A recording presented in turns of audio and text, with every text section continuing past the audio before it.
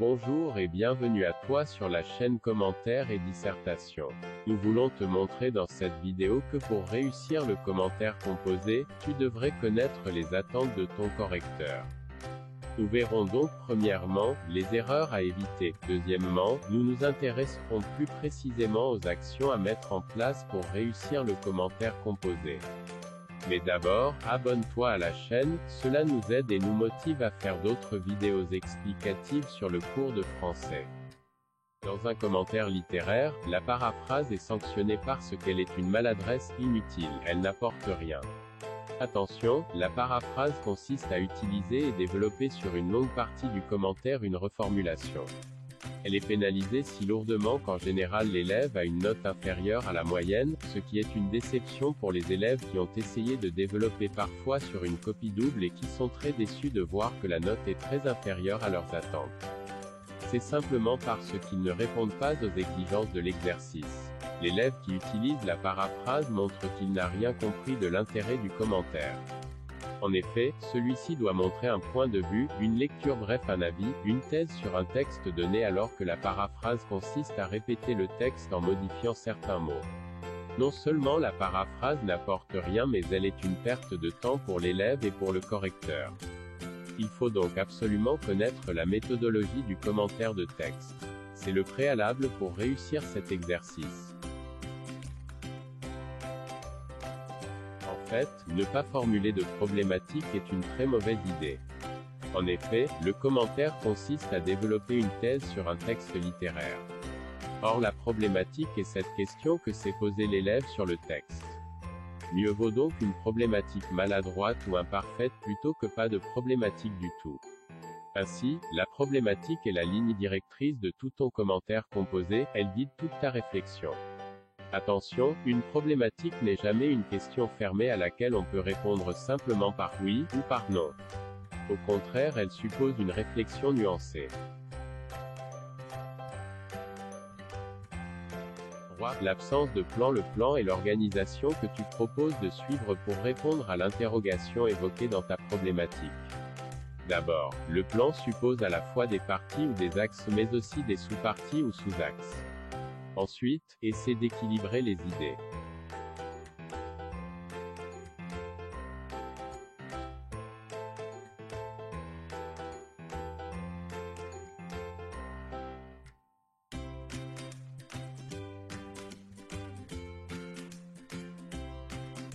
Comment réussir le commentaire? En premier lieu, entraîne-toi, car la méthode est très précise.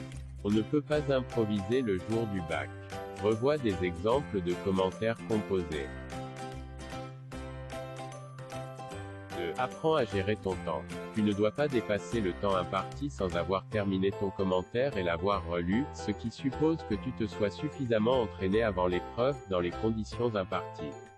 Mais, à l'inverse, tu ne dois pas non plus te précipiter. 3. Lis bien le texte, vérifie que tu le comprends avant d'essayer de travailler au brouillon. Utilise un brouillon pour noter tes idées, les figures que tu observes et le sens que tu leur donnes. 4. Tu dois vérifier que pour chacun de tes arguments tu as relevé un exemple précis du texte. Tu en fais l'analyse, tu expliques la figure de style. Enfin tu interprètes cette figure, c'est-à-dire que tu indiques pourquoi l'auteur l'a utilisée. 5. Utilise un brouillon pour noter tes idées au fur et à mesure que tu en trouves.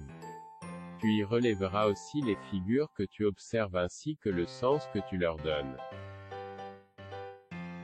5. Fais un plan détaillé. Tu regroupes tes idées de manière cohérente. Bien sûr, tu vérifies que la répartition du nombre d'arguments et d'exemples est équilibrée. Enfin, tu t'assures que le plan progresse du plus évident vers le plus abstrait. 7. Tu formules une problématique. Ce doit être une question précise. Attention, ce ne doit pas être une interrogation totale à laquelle il serait possible de répondre par oui ou par non. 8. Puis tu rédiges avec des phrases efficaces et simples. Tu utilises le présent de l'indicatif et tu articules tes idées avec des connecteurs logiques. Attention, tu n'utilises pas le pronom personnel de la première personne du singulier, je, mais le pronom pluriel, nous, ou bien éventuellement, on.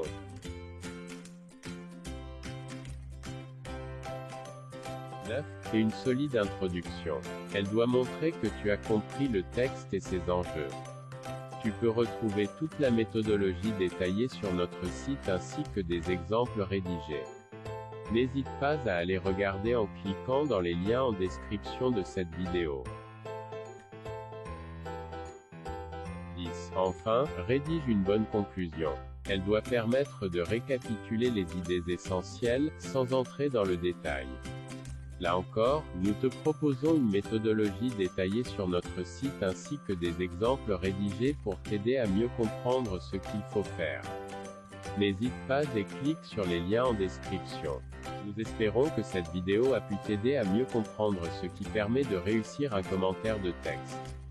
Abonne-toi à la chaîne pour ne pas rater les prochaines vidéos et n'hésite pas à marquer tes remarques ou tes questions dans les commentaires.